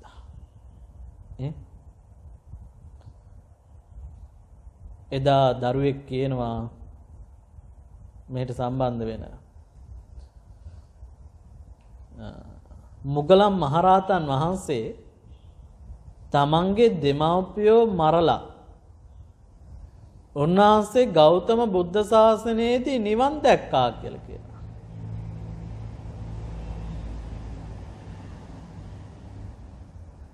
තේරුණාද කියන්නේ? ඊට පෙර සංසාරයක ආත්මයක මුගලන් මහරහතන් වහන්සේ තමන්ගේ දෙමව්පියෝ මරවලා මේ බුද්ධ ශාසනයේදී ඒ විපාක විඳලා ආනන්තරේ පාප කර්මයේ විපාක විඳලා ඇවිල්ලා අවසානයේදී මේ ගෞතම බුද්ධ ශාසනයේදී ගුටි කාලා නිවන් අවබෝධ කරා. රහත් භාවයට පත් වෙලා හිටියා. ඒ වුණාට හාමුදුරනේ අපි තාමත් මේ සසරේ ඉන්නවනේ. ඒ දෙමව්පිය මරවලත් නිවන් දැකලානේ. අපි එතකොට කොතනද ඉන්නේ කියලා. ඇත්ත නෙවෙයිද? නේ? එතකොට හිතන්න එහෙමනම් ඒ වගේ පව් කල්ප ගණන් ගෙවලා නේ ඒ වගේ පව් කල්ප ගණන් ගෙවලා අවසානයේ නිවනුත් දැකලා අවසానයි. හැබැයි අපි තාමත් සංසාරේ. නේ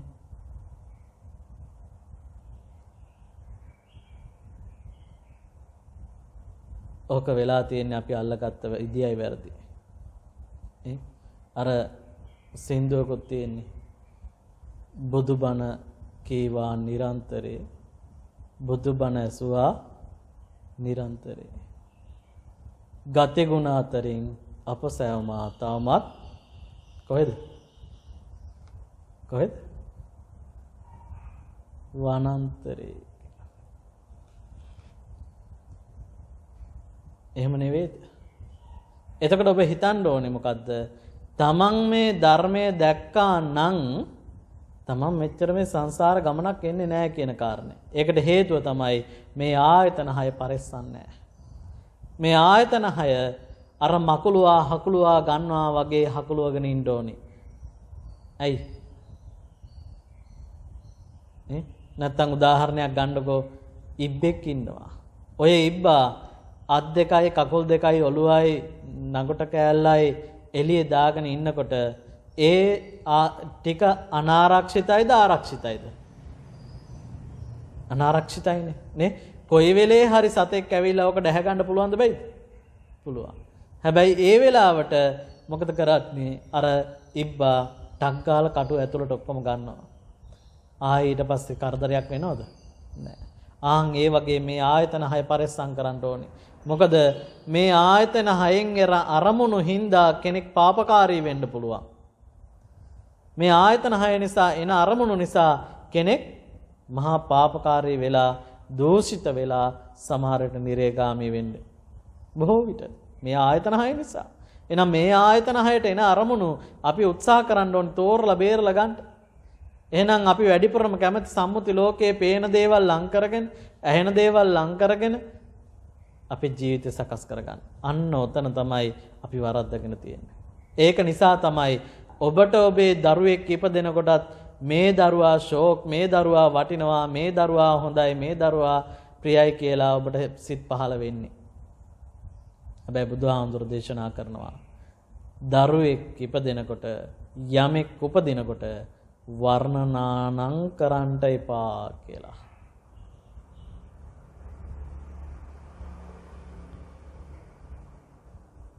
ඇයි ඉපදින එක හොඳයිද? දැන් මහත්තයා ආයෙත් ඉපදෙන්න බලාපොරොත්තු වෙනවද නැද්ද? කොහෙද ඉපදෙන්න බලාපොරොත්තු?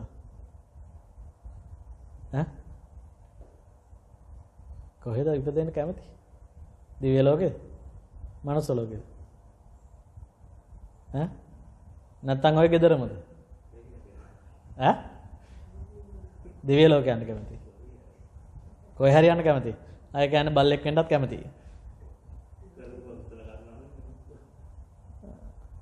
කැමැත්තෙන් අකමැත්තෙන් නෙවෙයි. ඒක තමන් කරන්නා වූ කර්මයට අනුකූලව විපාක ලැබෙනවා. ඒ කොහේ හරි ඉපදෙනවා. දැන් හිතන්න ඔය කැරකේ ඉන්න මැස්සෝ. ඔය මැස්සොත් යම් ආත්මයකදී මේ ඔය වගේම හිටපු මිනිස්සෙක් වෙන්න ඇති. ඔය වගේම හිටපු මිනිස්සෙක් වෙන්න ඇති. ඒ මිනිස්සයා පාප කර්මයක් හින්දා ඔය දැන් ගිහිල්ලා වහන්නේ අසෝචි ගොඩවල් වල. කෙල ගොඩක් තිබ්බොත් ඒ කෙල ගොඩේ වහන්නේ. නේ? අසෝචි ගොඩක් තිබ්බොත් අසෝචි ගොඩේ වහන්නේ ගිහිල්ලා. නේ මලකුණක් තිබ්බොත් ඒ පණුව ගහලා තියෙන මලකුණක වහන්නේ. නේ? එහෙම. දැන් ඒවට ප්‍රිය කරනවා. මනුස්ස ලෝකයේදී මනුස්ස ලෝකෙත් ඒ වගේ දේවල් වලට නෙවෙයිද ප්‍රිය කරන්නේ දැන්? ඇයි? තව කෙනෙකුට ආසයි, තව දෙයකට ආසයි, තව දේවල් වලට මිහිරි දේවල් වලට ආසයි. මේ ආසාව නිසා අර සතර අපායට වැටෙනවා. සතර අපායට වැටුණාට පස්සේ එතෙන්ද මොකද වෙන්නේ? ඒ දේවල් වලට ආසාවෙන් පස්සේ යනවා. ඒකයි වෙලා තියෙන්නේ. එතකොට මේ ජීවිතේ අපි නැවත ඉපදෙනවා කියන්නේ ඒ ඉපදෙන වාරයක් පාසා කර්ම විපාක ගෙවන්න වෙනවා. ඉපදෙන්නේ වෙන මොකක්ද හින්දා නෙවෙයි කර්මයක් හින්දා. කියන්නේ මේ මගේ නම් කර්මෙමයි කියලා කියනවනේ. ඒකෙන් හින්දා තමයි ඉපදෙන්නේ. නේ? කර්මෙන් හින්දා තමයි ඉපදුනේ.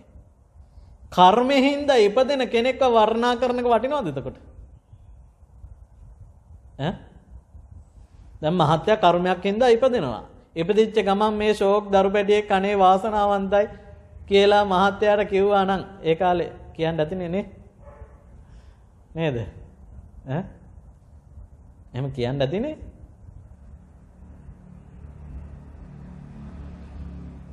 එතකොට එහෙම කියනවා නම් කර්මයක් හින්දා ඉපදිච්ච මිනිස්සෙකුට කියනවා නම් අපි ෂෝක් වටිනවා හොඳයි කියලා. මොකද්ද අපි අවබෝධ කරලා තියෙන්නේ එතන? නේ? තවත් සංසාරේ ඵලයන් කියලා කියනවා වගේ නෙවෙයිද? ඒක තමයි කියන්නේ. ඒකයි බුදුහාමුදුරුවෝ දේශනා කරන්නේ යමෙක් උපතක් සිද්ධ කරනවා නම් ඒ උපත කවදාවත් වර්ණනා කරන්න එපා කියලා. ඇයි? ඒ කෙනා කර්මයක්ින්ද උපදින්නේ. අපි කොච්චර පුංචි පුංචි කුරුල්ලෝ දිහා බලාගෙන ලේන්නු දිහා බලාගෙන අනේ ෂෝක් කුරුළු පැටියෙක් අනේ ෂෝක් හරි ලස්සනයි කිය ඒ සතා අත ගන්නවා බලනවා ඉඹිනවා කරන්නේ නැද්ද? ගෙවල් වල බලු පැටව හදාගෙන පෝස් පැටව හදාගෙන අනේ හරි හොරතල් කිය මොකද කරන්නේ? වර්ණනා කරන්නේ නැද්ද? එතකොට ඒ වර්ණාව කියන්නේ උඹ හොඳයි පූසෙක් විච් එක කියලා වගේ නෙවෙයිද කියන්නේ? උඹ හොඳයි බල්ලෙක් විච් එක කියලා නෙවෙයිද ඔය හිතන්නේ? කියනවා වගේ නෙවෙයිද? කර්මයක් හින්දා ඒ කර්මය ගෙවන්න එතන ඉපදුනේ. එතකොට ඒ කර්මයක් ගෙවන්න ඉපදිලා ඔබ හිතන්නේ එතන ඉඳලා ඒ සතා දන්නේ නැහැ කුරුල්ලෙක් ඒ ආහාරයට ගන්න තවත් සතෙක් සමහර වෙලට පණුව එහෙම ටිකක්. ඒ පණුව ආහාරයට ගන්නකොට ඒ සතා තවත් පාප කර්මයක් කරගන්නවා එතන ඉඳලා. එතකොට ඒ කෙනාගේ පිනක් නිසා සමහර විට වර්ණවත් භාවයට ලැබිලා ඇති ඒ සතාව. නේ? එතකොට ඒ වර්ණවත් භාවය ලබාගෙන වුණත් අර කරන්නේ පාපකාරී වැඩක් නම් ආයෙ ලේසියකට මනුෂ්‍ය ජීවිතයකට ඒ සතාට එන්න පුළුවන් වෙයිද? නේ? ඔබ හිතන්න ඔබට මේ දේ වුණොත්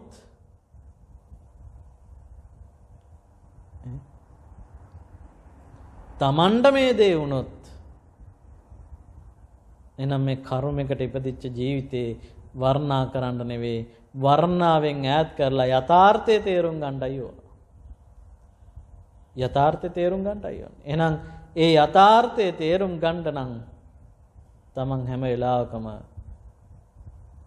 හිත පිහිටවන්න ඕනි මධ්‍යස්තව. ඒ කියන්නේ ඇලීමටත් නෙවෙයි ගැටීමටත් නෙවෙයි. උපාදානයේ රහිත පුද්ගලයෙක් වෙන්නයි.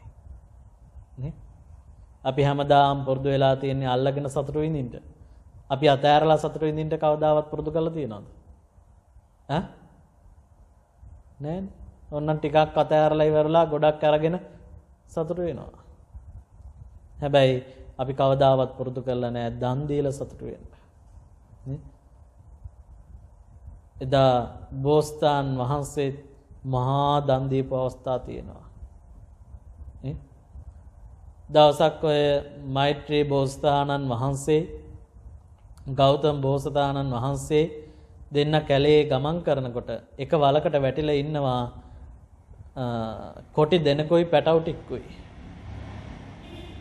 මේ කොටි දෙන වැටිලා ඉද්දී පුදුමාකාර බඩගින්නක් ඇතිවෙච්ච නිසා මේ කොටි දෙන කණ්ඩ යනවා අර තමන්ගේම කුසින් වදාපු පැටියෙක්ව. කන්න යනකොට මේ මෛත්‍රී බෝසතාණන් වහන්සේ මොකද කරන්නේ ඉක්මනට මේ අය ගොඩකට ගන්න ක්‍රමයක් හොයාගෙන ඇවිදගෙන ගියා ගන්න ක්‍රමයක්. ගෞතම බෝසතාණන් වහන්සේ එතෙන්ට වෙලා හිටියා අර තම්ම කුසින් වදාපු පැටියව කණ්ඩ යනකොට මොකද කරන්නේ මේ ගෞතම බෝසතාණන් වහන්සේ තමන්ගේ ශරීරයම පූජා කරා අර සතාට. කණ්ඩ. ආන්ගේ දාන පාරමිතාව නිසා තමයි ගෞතම බෝසතාණන් වහන්සේ ගෞතම බුදුරජාණන් වහන්සේ වෙලා කලින් පහළ වෙන්නත් හේතුුනේ කියනවා.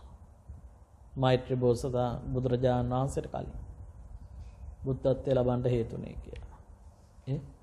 මේ ආග්දේ වශයෙන් තමන්ගේ ශරීරේ පවා දන් දෙන ආකාරයට එදා සිත් පහළ වුණාට තමන්ගේ කියලා ඇඟෙන් ඕනේ තමන්ගේ දෙයක් හරි දීලා ඔබට සතුටු වෙන්න පුළුවන්ද? වටිනා දේවල්. අන්න එහෙම හිත පහල කරගන්න පුළුවන් නම් ඒක තමයි ඔබේ ජීවිතේ වටිනාම තැන. අපිට ඒ සතුට කවදාවත් වෙන කොහෙන්වත් ගන්න බෑ.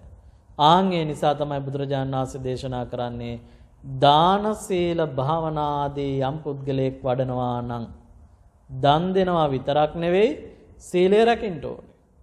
සිල්වත් භාවය ඇති කර ගන්නවා විතරක් නෙවෙයි භාවනාවත් වඩන්න ඕනේ.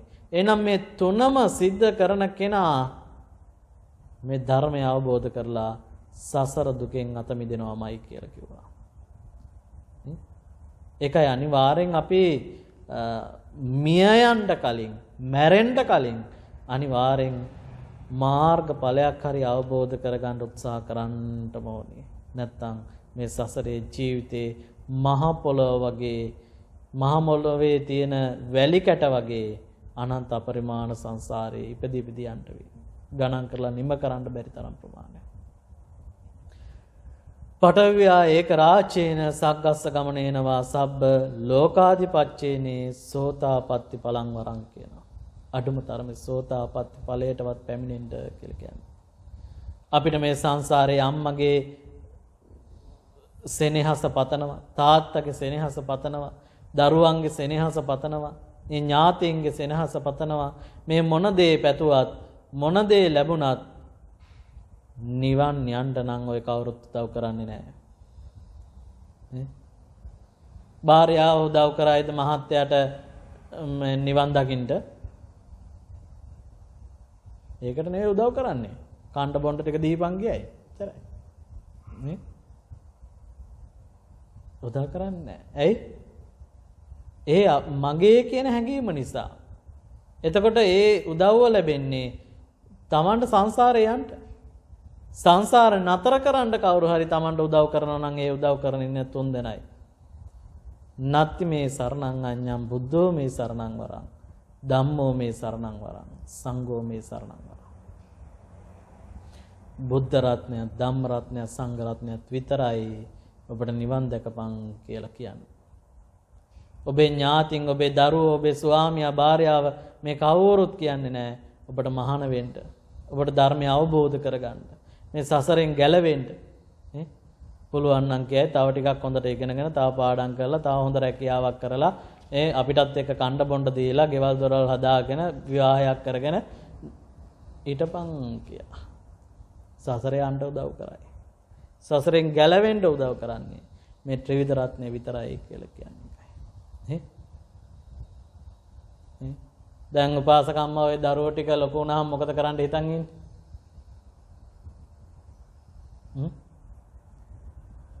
හොඳට උගන්වලා මේ රැකියාවක් එහෙම අරන් දීලා නේ ඊට පස්සේ බන්දලා දීලා තමන් වගේ අමාරුවේ වැටිලා දුක් විඳින්න මාර්ගය හදලා දෙනවා. එහෙමනේ කැමති? තමන්ගේ දරුවෝ දුක් විඳිනවටද කැමති? සතුට විඳිනවටද කැමති? සැප විඳිනවටද කැමති? ඈ? සැප විඳිනවට කොහේ සැප විඳින්න තියෙන්නේ එහෙනම්? තමන් විඳින්නේ දුක නම් ඔය වලටම කෙනෙක් ඇදලා දානවා නම් ඒ ඇදලා දාන කෙනාව එතන සතුටක්ද තියෙන්නේ දුකක්ද? නේ? තමන් උපමා කොට ගන්න කියලා කියන්නේ ඒකනේ. නපරේසන් විලෝමානේ නපරේසන් කතා කතං අත්වනෝ එක්කීය කතානිය කතානි ചാති කියනවා. තමා තුළින් මේ දේ දකින්න. තමාව දකින්න. තමා විඳින දුක තවත් දරුවෙකුට ලැබෙනවා නම් ඒ දරුවට ඒ දෙයට ඉඩ දෙන්න එපා. තමනුත් ඊට පස්සේ පෞකාරයක් වෙනවා. ඇයි? සංසාරේ යන්න උදව් කරා වෙනවා. මේ ගැඹුරු දහමක් මේ කෙටි කරලා මේ සරලව දේශනා කරේ. මොකද මේකේ අර්ථය ගත්තොත් බොහෝ ගැඹුරට යනවා. ඒ ගැඹුරට යන තැනදී ඒ අවබෝධය මෙතෙන්දි දෙන්න බෑ. ඒ අවබෝධය දෙන්න නම් මෙහි පවත්වන භාවනා වැඩසටහනකට සම්බන්ධ වෙන්න වෙනවා. අන්න එහෙම සම්බන්ධ වුණොත් ඒ අවබෝධය තමන්ට ලබා දෙන්න පුළුවන්. එතකොට තේරෙවි මම මොකද්ද මේ කරන සෙල්ලම කියලා. මම මොකද්ද මේ ගෙවන ජීවිතේ? ඔබ උතන සැපයි කියලා කිව්වට ඔය විඳින්නේ ඔබ දුකක්. හැබැයි සැපේ තියෙන්නේ ඔය කියන තැන දරුවෝ ඉන්න තැන නෙවෙයි. ඔය තියෙන සැපය දරුවෝ නැති තැනයි විඳින්න තියෙන්නේ. නේ? එහෙම නැද්ද? තනියම හිටපු තරම් සැපයක් දැන් තියෙනවද ඒ දරුවොත් එක්ක ඉන්නකොට? කනක් ඇහෙන්න නැහැ ගෙදර ඉන්නකොට සමහර විට. සමහර විට බැනත් ඇති ගහනවත් ඇති. උදේ එකපාරක් අතු ගාගෙන ගියපුවාම ඊළඟ පාර ඇතුළට එනකොට ආයෙත් ඔක්කොම ඇදලා දාලා. විනාශ කරලා. හිතේ නිදහසක් නැහැ. සැනසීම නැහැ. හිතේ බරක් තියෙන්නේ. මේ දරුවෝ ලොකු කරන්න ඕනේ. මේ දරුවන්ට උගන්න ගන්න ඕනේ. මේ දේවල් කරගන්න කොහොමද? මේ අයට ක්ලාස් යවන්න ඕනේ, පාඩම් කරවන්න ඕනේ. නේ? අවසානයේ දරුවෝ විභාග වලට ඉන්නකොට හිතේ බයසක දුරු කරගන්න දෙමාපියෝ මොකද කරන්නේ? බෝධිය ළඟට වෙලා දරුවෝ විභාගෙ ලියන ඉවර වෙනකල් දෙමාපියෝ මොකද කරන්නේ? බෝධියක් ළඟ ගිහිල්ලා කොහේ හරි පාස් කරවන්න. ඒක නිකම්ම නෙවෙයි. අපේ දරුවා පාස් කරලා දෙන්න බෝධීන් වහන්සේ පාස් කරලා දුන්නාට පස්සේ දෙන්නම් අටපිරිකරක්. නැත්තම් මොන හරි සිවුරක් හරි පූජා කරන්න. නිකන් අර බුදුහාමුදුරුවොත් එක්ක නිකන් ගනුදෙනු කරන්න ඇවිල්ලා වගේ. මෙහෙම ලෝකයක් වෙලා තියෙන ඇත්ත තේරුම් ගන්න නැහැ. ආශිර්වාදයක් ලැබෙන ඒ දේවල් වලින් නැත්තේ නෑ අනිවාර්යෙන් පිනක් යම් පාපකාරී දෙයක් වැඩි වෙලා තිබ්බනම් ඒ පව අඩු වෙනවා. මේ පව යටපත් වෙලා පින ඉස්මතු වෙනවා.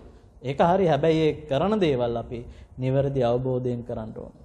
එහෙනම් ඒක නිසා මේ ජීවිතේ අපිට ඕන කෙනෙකුට මේ සසරේ ගමන් කරන මාර්ගය වෙනස් කරගන්න පුළුවන්.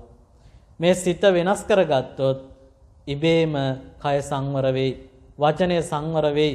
ඒ තුල සිත සංවර කර ගැනීම තුල ඒ පුද්ගලයා සසරට බැඳ තැබෙන මාර්ගය ගැලව ගන්න පුළුවන්. මොකද අපිට මේ මොන දේවල් සැප සම්පත් මොන දේවල් ඔබ හොයාගෙන ගියත් මොන දේ ලැබුණත් ඔබ ජීවිතේ ඉපදෙන එක නතර වෙන්නේ නැහැ. ඔබ ලෞකික ලෝකයේ මොන දේවල් ඔබ හොයාගෙන ගියත් මොන දේවල් කර කර හිටියත් මොනතරම් බෙහෙත් ගත්තත් මොනතරම් බෙහෙත් කරා ජීවිතේ ලෙඩ වෙන එක නතර වෙන්නේ නැහැ. ජීවිතේ මොනතරම් සැප සම්පත් හොයාගෙන තරුණ ජීවිතේ ගත කරමින් ඉන්න ආසයි කියලා හිතාගෙන හිටියත් වයසට යන එක නතර වෙන්නේ නැහැ. අවසානයේ කොච්චර තමන් කැමති කෙනෙක් වුණත් කොච්චර තමන් ආදරය කරන කෙනෙක් වුණත් මොනතරම් තමන් ලං කරගෙන හිටියත් මැරෙන එක නවත්තන්නත් බෑ. ඔය සේරම දුක් ටික උපදින්නේ ඉපදිච්ච හින්දා. එහෙනම් උපතම කර්මයක් නෙවෙයිද? ඉතින් බුදුහාමුදුර නිකන්ද මේ දේශනා කරන්නේ එහෙනම් මේ කර්මයක් නිසා ඉපදිච්ච කෙනෙක් වර්ණනා කරන්න එපා කියලා. අහන්නේ නිසා කියන්නේ. එහෙනම් ඒ දේ තේරුම් අරගෙන කටයුතු කරනවා නම් සම්මුති ලෝකයේ වාසය කරන්නට වෙනව හැමෝටම මහාන වෙන්නත් බෑ. හැමෝටම ධර්මයේ මහාන වුණා කියලා අවබෝධ වෙන්නෙත් නෑ. නේ? හැබැයි තමන්ගේ ජීවිතේ ඛණ්ඩ ටික හොයා ගන්න ඕනේ, බොණ්ඩ ටික හොයා ගන්න ඕනේ. නේ? ඉන්න තැනක් හදා ගන්න ඕනේ, මේ දේවල් කර ගන්න ඕනේ තමයි. නේ? මහා සංඝරත්නයට චීවර පිණ්ඩ පාතන සේනාසන ගිනාන ප්‍රත්‍ය ඕන වෙනවා. ඒ වගේ ගිහි අයට ඒ ටික හොයා ගන්න ඕනේ. මහා සංඝරත්නයට ලැබෙනවා. සිව්පස්සේ කරන්න තියෙන්නේ ඒ ධර්මයේ තුල දකිමින් ඔබ ඒ කරන කටයුතු කරන්න. ඔබ කරන වැඩ ටික අවංකව ධර්මයේ තුල හිත පිහිටවලා කරන්න. ජීවිතේ එතකොට දන්නේම නැතුව ධර්මයේ තුල ගෙවන පුද්ගලයෙක් බාටපත් වේ. ඒකයි මම මුලින් ගාථාවෙන් සඳහන් කරේ.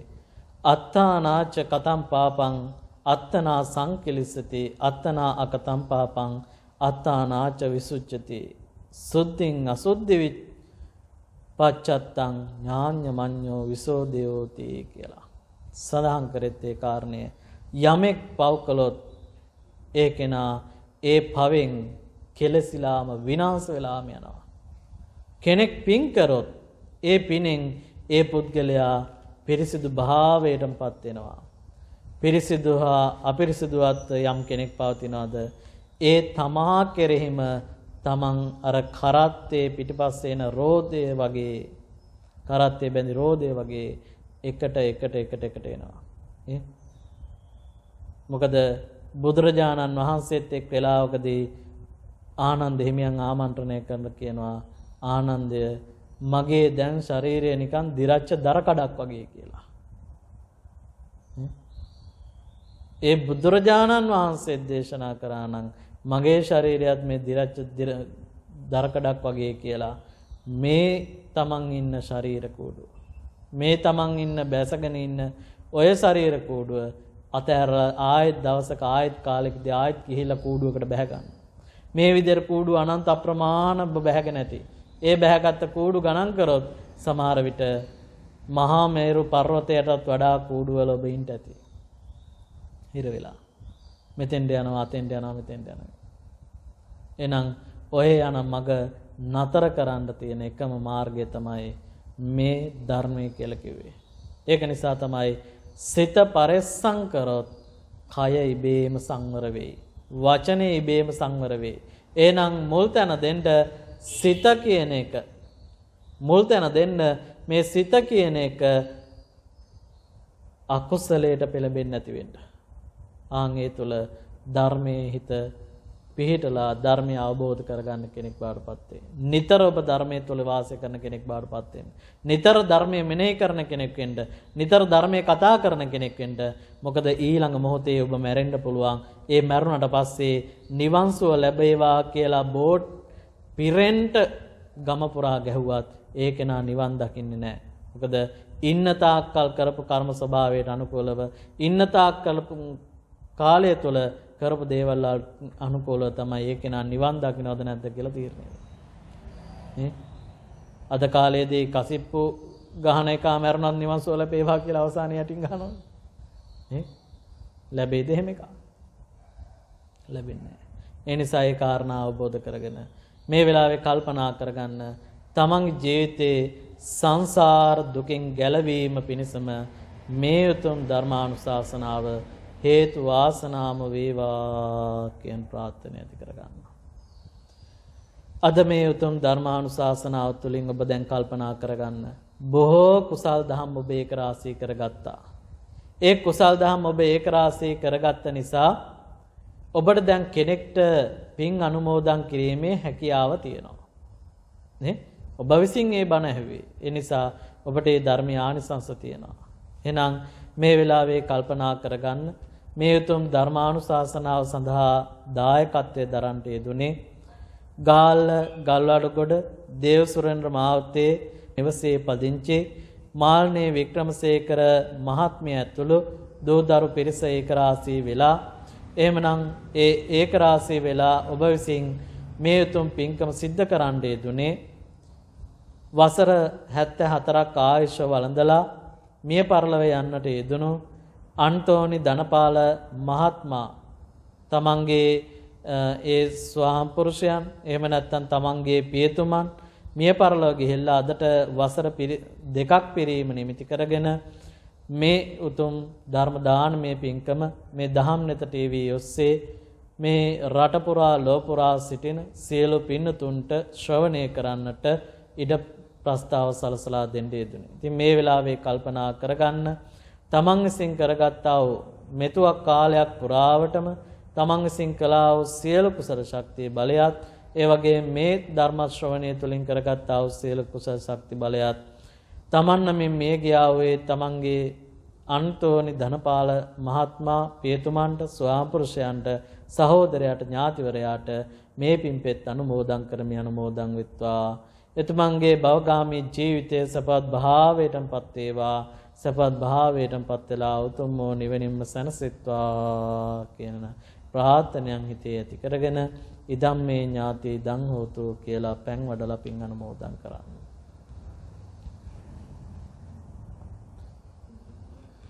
ඉදම් මේ ඥාති දන් හෝතු සුඛිතා හොන්තු ඥාතයෝ ඉදම් මේ ඥාති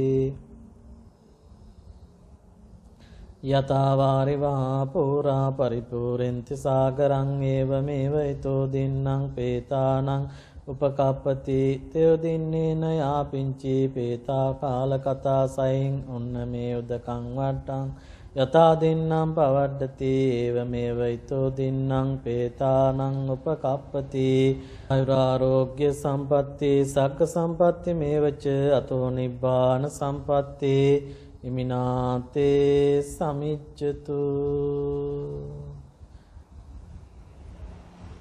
හොඳයි තමන් කල්පනා කරගන්න හිස්ස තිබූ වාජනය පිරී ඉතිරී ගියාසේම තමන් කළා වූ සියලු පුණ්‍ය ශක්තිය නැවත නැවතත් තමන්ගේ පියතුමන්ට ස්වාම පුරුෂයන්ට අනුමෝදන් කරමි අනුමෝදන් වෙත්වා කියන ප්‍රාර්ථනාවෙන් ඇති කරගන්න. ඒ වගේම පින් බලාපොරොත්තුෙන් සිටිනා වූ අල්පේ ශාක්‍ය මහේ ශාක්‍ය ආදී සියලුම දේව දේවතාවන්ටත් මේ පින් පෙත් අනුමෝදන් කරමි අනුමෝදන් වේවා. ඒ වගේම පින්වත් ඔබ හැම දිනාටමත් ධර්ම ශ්‍රවණය කරන්නට යෙදුණු ඒ ධර්ම දායකත්වයේ දරන්නට යෙදුණු පින්වත් හැම දිනාටමත් ධර්ම ශ්‍රවණය කරන්නට යෙදුණා වූ ඔබ සියලු දිනාටමත් රටවාසී ලෝකවාසී සියලු දිනාටමත් උතුම් වූ නිදුක් නිරෝගී චිරජීවනයේ ළඟා කරගනිමින් කල්යාණ මිත්‍ර ඇසුරම ලැබේවා. කිසිවිටක පාප මිත්‍ර ඇසුරක් නොලැබේවා. බුද්ධ ධම්ම සංඝයන් ත්‍රිවිධ රත්නයේ උත්සාහ සිතින් කයින් වචනයෙන් යම් වරදක් සිදු වී ඇතනම් ඒටත් සමා ලැබී මේ ආත්ම භවය තුළදී මුතුම් වූ නිවනින් සැනසෙන්නට මේ සියලු කුසල ශක්තිය හේතු වාසනා වේවා කියන ප්‍රාර්ථනාව ඇති කරගන්න. දැන් ආකාසට්ඨා චුම්මට්ඨා දේවා නාග මහිද්దికා පුඤ්ඤන්තං අනුමෝදිත්වා චිරං රක්ඛන්තු ශාසනං චිරං රක්ඛන්තු දේශනං චිරං රක්ඛන්තු මං පරන්ති. ඔහොම කවුරුත් වන්දනා කරගන්න. අභිවාදන සීලිස්ස නිච්ඡං වද්දාපචායිනෝ චත්තාරෝ ධම්මා වඩ්ඩන්ති ආයුවන්නෝ සුඛං බලං ආයුරාෝග්‍ය සම්පatti සග්ග සම්පatti මේවච අතෝ නිබ්බාන සම්පatti ඉමිනාතේ සමිච්ඡතු.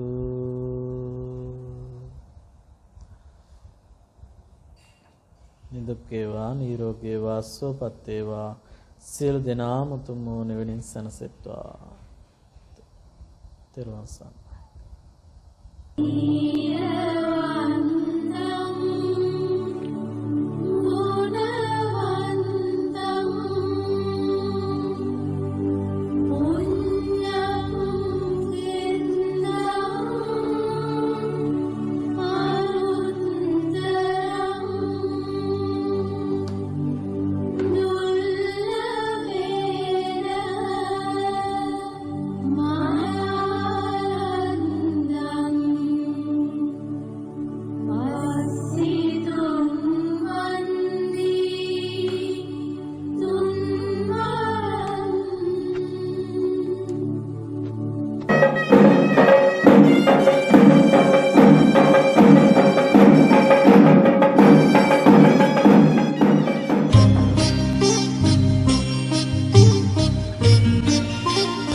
දහම්නිත TV මුලා වුනෙත් විවර කරන්නට කාලයයි මේ.